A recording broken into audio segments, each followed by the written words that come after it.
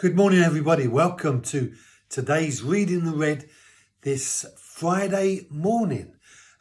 Cold, but the sun's there. I hope you have a great day. So, Matthew chapter 22, and we're looking at the end, verse 20, when they tried to trap Jesus in order to be able to incriminate him to the Romans. And in verse 20, we read these words. Jesus asked the question, and he said to them, "Whose likeness inscription is this?" So they, having given him a coin, he asked them, "Whose likeness and inscription is this?" Now he's looking at one of the Caesars, and he's basically asking them, who does this represent? Whose likeness is represented on this coin? And that sense of who's here? Who does this belong to? And Jesus puts this forward to them because he wants them to identify with what's on the coin.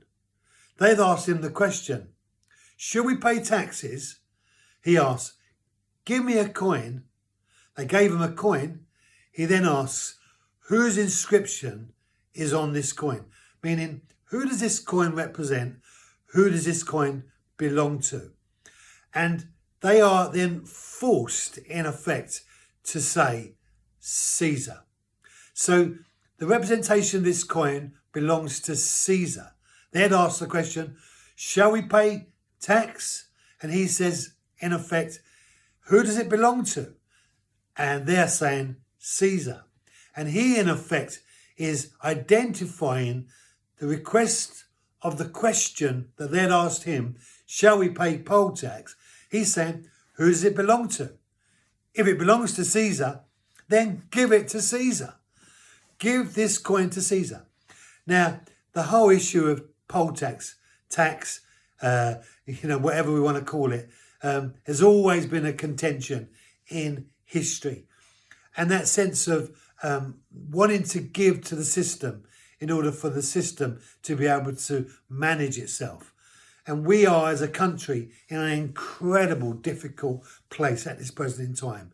And it doesn't appear to me that anyone has a solution. And even the solution of trying to diminish inflation seems to be creating a whole host of problems for our system.